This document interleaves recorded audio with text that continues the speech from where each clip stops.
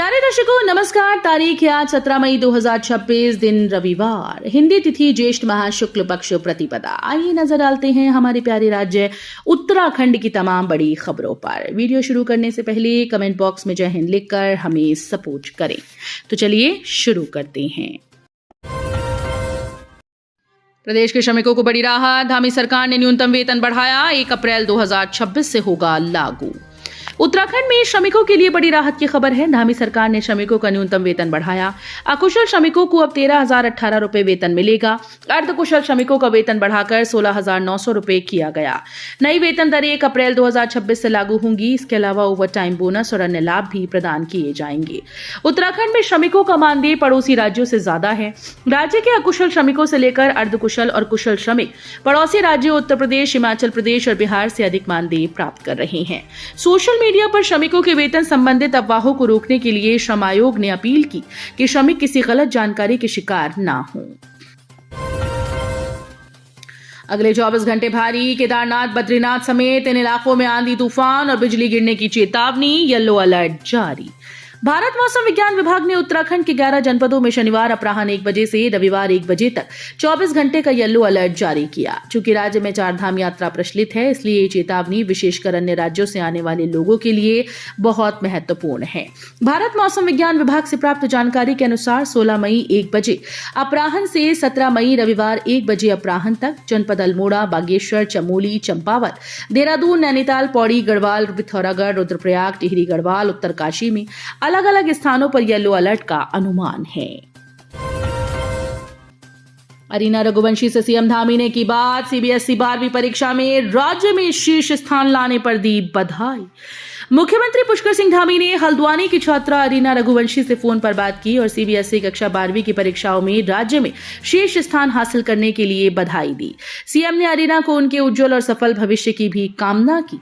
CBSE की 12वीं परीक्षा में राज्य में शीर्ष स्थान पाने वाली डीपीएस की अरीना रघुवंशी ने 98.8% अंक प्राप्त किए। वो अधिवक्ता बनना चाहती हैं। पिता अर्पण भटनागर खुद की कंपनी चलाते हैं, जबकि मां स्वाति भी बिजनेस वूमेन हैं। एसआईआर पहले से तैयार कर लें, कुछ कागजात तो नहीं होगी मुश्किल। आयोग ने जारी की 12 दस्तावेज की सूची। उत्तराखंड में चुनाव आयोग का विशेष गहन पुनरीक्षण शुरू होने को है। 70 लाख मतदाताओं की मैपिंग हो चुकी है, जिनका वोट सुरक्षित है, लेकिन 9 लाख मतदाता ऐसे हैं जिनका 2003 का वोट नहीं मिला। लिहाजा घबराने की जरूरत नहीं। उनके लिए भी चुनाव आयोग ने 12 दस्तावेज की सूची जारी की। एसआईआर शुरू होने के बाद वर्तमान मतदाता सूची के आधार पर संबंधित मतदाताओं के पास बीएलओ गणना प्रपत्र पहुंचाएंगे। इस पर बीएलओ का नाम व मोबाइल नंबर होगा। प्रपत्र में आपको वर्ष 2003 के अपने वोट की जानकारी देनी होगी। अगर तब आपका वोट नहीं था तो अपने माता पिता के वोट की जानकारी देनी होगी। अगर उनका भी वोट नहीं होगा तो दादा दादी के वोट की जानकारी देनी होगी। कोई रास्ता नजर नहीं आएगा तो 12 दस्तावेज में कोई भी काम आ सकता है। सुरक्षा के बीच यात्रियों को भेजा जा रहा केदारनाथ धाम, सोनप्रयाग में पुलिस बल मौजूद। केदारनाथ यात्रा पड़ाव पुलिस सुरक्षा के बीच यात्रियों को गौरीकुंड होते हुए केदारनाथ धाम की ओर भेजा जा रहा है। केदारनाथ यात्रा में सुरक्षा व यातायात के पुख्ता इंतजाम सुनिश्चित किए गए हैं। पुलिस उपाधीक्षक गुप्तकाशी वेद प्रकाश भट्ट के नेतृत्व में पुलिस बल सोनप्रयाग में मौजूद है। श्रद्धालुओं को कतारबद्ध करते हुए सोनप्रयाग शटल सेवा पॉइंट पर भिजवाया जा रहा है, जहां से श्रद्धालुगण शटल सेवा के माध्यम से गौरीकुंड पहुंचकर केदारनाथ धाम के लिए प्रस्थान कर रहे हैं। राजस्थान के श्रद्धालुओं का रुड़की रोडवेज बस अड्डे पर हंगामा, एआरटीओ के वाहन सीज करने पर भड़के। हरिद्वार आ रहे श्रद्धालुओं की बस के कागजात पूरी नहीं होने पर विवाद खड़ा हो गया। एआरटीओ ने चेकिंग में बस को रोक लिया। चालक से कागजात तलब किए तो जरूरी कागजात मौके पर नहीं मिले। इसके बाद टीम ने बसेस को सीज कर दिया। ये देख राजस्थान के श्रद्धालु भड़क उठे और उन्होंने हंगामा शुरू कर दिया। सिडकुल में श्रमिकों का प्रदर्शन, पुलिस ने हिरासत में लिए। सेलाकुई में भी दिखा आक्रोश, पुलिस बल तैनात। सिडकुल औद्योगिक में अपनी विभिन्न मांगों को लेकर लगातार प्रदर्शन कर रहे श्रमिकों और पुलिस के बीच तनाव की स्थिति देखी गई। क्षेत्र में शांति व्यवस्था बनाए रखने के लिए पुलिस ने सड़क पर प्रदर्शन कर रहे 50 से ज्यादा श्रमिकों को हिरासत में ले लिया। बाद में मामला शांत होने पर मुचलका भरकर सभी को छोड़ दिया गया। व्यवस्था बनाने के चलते मौके पर भारी पुलिस बल तैनात रहा। सिडकुल की विभिन्न कंपनीज के श्रमिक पिछले कई दिनों से अपनी मांगों को लेकर प्रदर्शन कर रहे हैं। इस बीच कुछ कंपनीज के प्रबंधन और श्रमिकों के बीच सहमति बनने के बाद मांगे पूरी होने पर कई श्रमिक में काम पर लौट आए हैं। पेट्रोल और डीजल हुआ महंगा, टैक्सी संचालकों और व्यापारियों ने जताई चिंता। पेट्रोल और डीजल के दामों में हुई भारी बढ़ोतरी ने आम आदमी की जेब पर बोझ डाल दिया। तेल की कीमतों में उछाल के बाद अब माल भाड़ा बढ़ने और दैनिक उपभोग की वस्तुओं के दाम चढ़ने की आशंका है। जहां कारोबारी इसे बाजार के लिए नुकसानदायक मान रहे हैं, वहीं कुछ लोग इसे देशहित में सहने की बात कह रहे हैं। जिले में पेट्रोल के दाम 2.83 रुपए प्रति लीटर और डीजल में 3.01 रुपए की बढ़ोतरी हुई। 94.13 रुपए प्रति लीटर की दर से मिलने वाला पेट्रोल अब 96.96 रुपए पर पहुंच गया। डीजल के दाम 89.10 रुपए प्रति लीटर से बढ़कर 92.11 रुपए प्रति लीटर हो गए।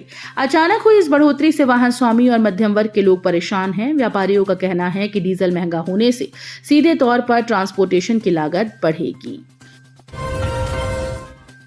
प्रदेश के 108 नगर निकायों की सूरत जल्द बदलेगी, एनआईयूए को सौंपी गई जिम्मेदारी। उत्तराखंड के 108 नगर निगम, नगर पालिका और नगर पंचायतों की सूरत जल्द बदलेगी। शहरी विकास विभाग ने इसके लिए केंद्र सरकार के national institute of urban affairs को अध्ययन की जिम्मेदारी सौंपी है। प्रदेश के नगर निकायों की सबसे बड़ी चुनौती कमाई की है। कुछ नगर निगमों को छोड़ दिया जाए तो ज्यादातर निकाय केंद्र व राज्य सरकार की इमदाद के भरोसे हैं। निवेश के नाम पर देहरादून के लोगों से 25 करोड़ की ठगी, प्लॉट का भी दिया झांसा। देहरादून में निवेश के नाम पर करोड़ों ठगने का LUCC जैसा एक और बड़ा मामला सामने आया। Bot bro cross market mine crypto नाम की कंपनी ने निवेशकों को हर महीने 5 से 10% मोटा मुनाफा देने का लालच देकर करीब 25 करोड़ रुपए हड़प लिए। पीड़ितों की एक तहरीर रायपुर थाने में मुख्य आरोपी नवीन सिंह नेगी और उसके 5 साथियों के खिलाफ धोखाधड़ी, अनियमित जमा योजनाओं पर प्रतिबंध अधिनियम के तहत मुकदमा दर्ज कर जांच शुरू कर दी गई।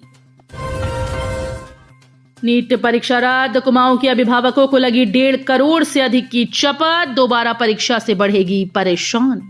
नेशनल टेस्टिंग एजेंसी ने रद्द की गई नीट परीक्षा का शुल्क वापस करने और अब परीक्षा की नई तारीख का ऐलान शुरू कर दिया।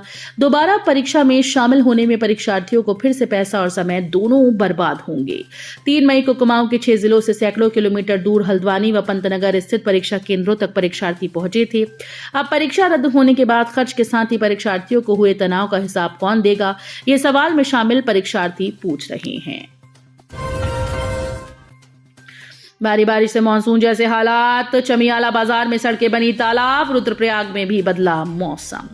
टिहरी जनपद के चमियाला बाजार में शनिवार को हुई तेज बारिश ने लोगों की परेशानी बढ़ा दी। कुछ ही देर की बारिश में बाजार क्षेत्र की सड़कें तालाब में तब्दील हो गईं, जबकि कई दुकानों में पानी घुसने से व्यापारियों को नुकसान उठाना पड़ा। बारिश के चलते नालियों का पानी सड़क पर बहने लगा, जिससे बाजार में जलभराव की स्थिति बन गई। लोगों को आवाजाही में दिक्कतों का सामना करना पड़ा। व्यापारियों ने प्रशासन से जल निकासी की व्यवस्था सुधारने की मांग की, ताकि बरसात के मौसम में ऐसी समस्या दोबारा ना हो। महिला ने 2 बच्चों समेत नहर में लगाई छलांग, लोगों ने बचाई मासूमों की जान, लापता मां की तलाश जारी। विकासनगर कोतवाली क्षेत्र के पुल नंबर 1 से एक महिला ने 2 बच्चों समेत नहर में छलांग लगा दी। आसपास मौजूद लोगों ने दोनों बच्चों को नहर से निकाल लिया, लेकिन महिला नहर की लहरों में बहकर लापता हो गई। पुलिस महिला की तलाश कर रही है। मुवानी थल मार्ग पर दर्दनाक हादसा, बाइक खाई में गिरने से 2 युवकों की मौत, एक हुआ घायल। मुवानी थल सड़क पर एक बाइक खाई में गिर गई। घटना में बाइक सवार 2 युवकों की मौत हो गई, जबकि एक घायल हो गया। तीनों युवक बाइक में सवार होकर थल से मुवानी जा रहे थे। तीनों युवक एक ही गांव के निवासी थे। एक साथ 2 युवकों की मौत से पूरे गांव में कोहराम मच गया। शनिवार दोपहर 2 बजे थल क्षेत्र के मालासीमा गांव के 3 युवक प्रदीप जाला पुत्र दरपान जाला, बॉबी सिंह देउपा पुत्र डिगर सिंह देउपा और बलवंत सिंह भंडारी पुत्र प्रमोद सिंह भंडारी बाइक से मुवानी जा रहे थे। चोपड़ा के पास उनकी बाइक अनियंत्रित होकर 100 मीटर गहरे गधेरे में गिर गई। तो ये थी उत्तराखंड की बड़ी खबरें। हम मिलेंगे अगले बुलेटिन में, तब तक के लिए धन्यवाद।